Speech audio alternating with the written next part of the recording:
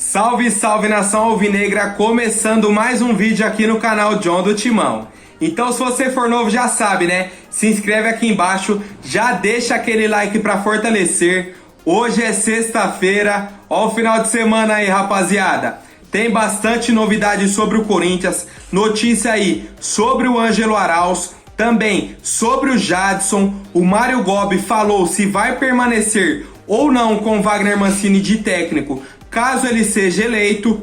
Também uma novidade aí no caso do Sornosa, vai ou não vai para a LDU? E o Mancini deu uma declaração que animou aí o Jonathan Cafu. Então, pode rodar a vinheta, editor. Ó, salve o Corinthians. Como a gente sabe, o Colo-Colo do Chile estava de olho aí no Ângelo Arauz, tentou fazer algumas negociações com a equipe do Corinthians, principalmente por empréstimo. A gente sabe aí que o Arauz não vinha sendo titular com a camisa do Corinthians, recebeu algumas declarações, inclusive do goleiro Johnny Herrera, falando para ele retornar ao país de origem, no caso o Chile. Teve proposta da Universidade Católica, Universidade do Chile, o Colo-Colo também tentou bastante, mas não deu certo.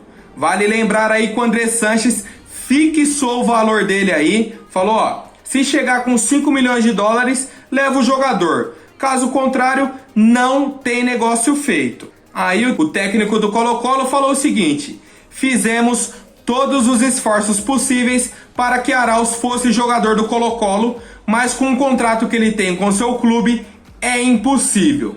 Por ele, fizemos vários arranjos, mas não conseguimos avançar. E aí o que eu entendo dessa declaração e de toda a negociação que foi feita? Queriam ele por empréstimo, certo? Pagar só o salário e olhe lá. Por eles até dividir o salário com o Corinthians. O Corinthians falou, ó, não dá. Quer o cara, paga o valor. Ah, não quero pagar. Então beleza, não tem negócio feito. Pô, a gente fez tudo o que deu pra tentar trazer o Arauz, mas não dá.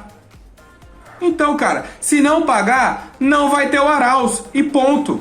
Ponto. Pra mim, o André Sanches, pela primeira vez aí nos últimos tempos, está com toda a razão. Não vai pagar pelo jogador? Não vai ter o jogador. E ponto. Não tem negociação. Tranquilo. O Arauz continua no elenco do Corinthians e bola pra frente. Não tem o que fazer. E aí, rapaziada, qual que é a opinião de vocês aí sobre esse fracasso de negociação do Arauz, principalmente aí com a equipe do Colo-Colo, e essa declaração do técnico do Colo-Colo? Comente aí a opinião de vocês. E agora também falando de um meio-campista, mas aí ex-meio-campista do Corinthians, o Jadson, que finalmente aí fechou com o Atlético Paranaense, está cobrando na justiça mais de 800 mil reais de direitos de imagem. Segundo o jogador, ele fez um acordo com o Corinthians no começo do ano, mas não recebeu nada. Vale ressaltar, a gente lembra lá no final do ano passado que ele foi dispensado da equipe do Corinthians, achou que ia se apresentar com todo mundo, foi dispensado, fez um acordo aí de 1.200.000 reais de direito de imagem e segundo ele não recebeu nada. E aí o pessoal pergunta, pô, se ele fez um acordo de 1.200.000, como ele só tá pedindo 800 mil reais agora? Na época do acordo, ele ia ficar com 740 mil e os outros 500 mil eram para os advogados dele. Agora ele tá cobrando 740 mil mais os juros. Mais uma vez aí, o exemplo da diretoria do Corinthians com acordos astronômicos, certo? Não, muito me admira essa parte aí administrativa do Corinthians e a parte financeira, que os caras são gênios. Gênios! Pô, como que eles conseguem dever para todos os jogadores? Nenhum clube consegue fazer isso, o Corinthians consegue. Então, pelo menos, diferenciados eles são. A gente tem que admitir isso. Pô, fechou com o Corinthians, saiu do clube, tá devendo. Fulano saiu do clube, tá devendo. Beltrano saiu do clube, Corinthians tá devendo. Todos os jogadores que saem do Corinthians, passa um tempo, faz um acordo, o Corinthians não cumpre com o acordo, o cara vai lá e entra na justiça. Todo mundo, todo mundo. Então pelo menos eles têm um padrão, né? Tem um planejamento. Planejamento é, fecha o contrato, depois rompe o contrato, fica devendo e não cumpre o acordo. Ponto. Pra ter que pagar juros. ter que passar essa vergonha na justiça. É isso aí o Corinthians, essa é a realidade.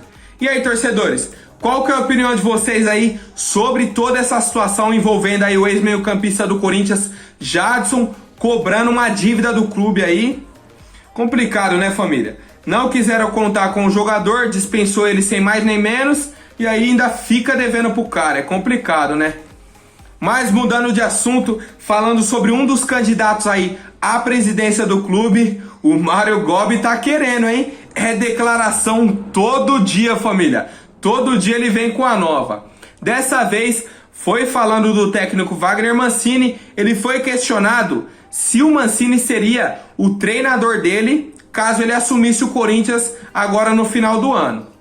O Mário Gobi deu uma declaração que eu gostei, foi aquele padrão, teve o bom senso, falou o seguinte: em período político não se fala de futebol. O Mancini é o técnico, temos que apoiá-lo, torcer para que tudo dê certo. É muito prematuro falar em técnico, deixa eles trabalharem. Bom, depois de chamar o elenco de time de merda, agora o Mário Gobi parece que aprendeu, ficou ali no meio termo, pô, deixa o cara trabalhar, dá uma tranquilidade pra ele. Eu nem sou o presidente, sou um candidato, não dá pra falar de futebol agora, tem que falar de proposta, planejamento, o que cada candidato tem para caso assuma, vá colocar em prática. Então o Mário Gobi, pela primeira vez também, conseguiu ser sensato numa declaração aí. Não falou que vai demitir o Mancini, que vai trazer outro técnico, porque a gente lembra que da última vez, né, senhor Mário Gobi? O Tite era o técnico do Corinthians, em 2013. Campeão brasileiro, Libertadores, Mundial, Recopa e Paulista. O senhor assumiu, o que o senhor fez? Tchau, Tite, vem Mano Menezes. O Mano Menezes passou vergonha com a equipe do Corinthians. Pegou o time que era campeão de tudo, foi eliminado em tudo. E Paulista, não conseguiu ir bem no Brasileirão, Copa do Brasil, certo? A vergonha que a gente passou pro Galo aquela vez, que abriu 2-0 aqui na Arena, foi lá pro Mineirão, tomou 4-1, certo? O senhor Mano Menezes era o técnico. Aí 2015, quando o Tite volta, o Tite pega o mesmo time e é campeão brasileiro. Entendeu? Então é bom o pessoal que vai votar abrir o olho com o senhor Mário Gobi, que ele é cheio dessas conversinhas também, e na hora do vamos ver, demite o técnico. Mas aí, rapaziada, o que acharam dessa declaração do Mário Gobi? Foi correta ou não? Opinem aí que eu vou dar uma olhada, hein, família? E uma novidade do mercado da bola, muitas notícias aí de que a LDU mandou uma proposta aí pro Corinthians sobre o empréstimo do Sornosa, a prorrogação de empréstimo. O Corinthians já recusou de bate-pronto, afirmou que o Sornosa retorna ao clube em 2021. Pra mim, é o mesmo esquema ali do Arauz, família. Vou falar. Pô, vai ficar emprestando até acabar o contrato do cara, aí depois pega ele sem contrato, só paga o salário e fechou. Irmão, quer o Sornosa, gostou do futebol dele? Porque pra prorrogar o empréstimo, você gostou do futebol do cara. Faz o seguinte, compra ele. O valor dele é esse, se vocês pagarem isso, o jogador é seu e acabou. O Corinthians nem se envolve mais, contrata o cara. Mas não, fica lá, vou mandar uma proposta aí, porque a gente gostou dele, vamos prorrogar o empréstimo. Tá de brincadeira, né? LDU tem Libertadores pra jogar. Quer o Sornosa? Compra. Não discute com os caras. Falou, esse é o preço. Quer? Compra. Acabou. E aí, rapaziada? Estão felizes com o retorno do Sornosa pra 2021 aí na equipe do Corinthians? Meu Deus, por mim já negocia ele logo, arruma um clube pra comprar o jogador e dispensa ele logo. Pelo amor de Deus, não quero o Sornosa com a camisa do Corinthians.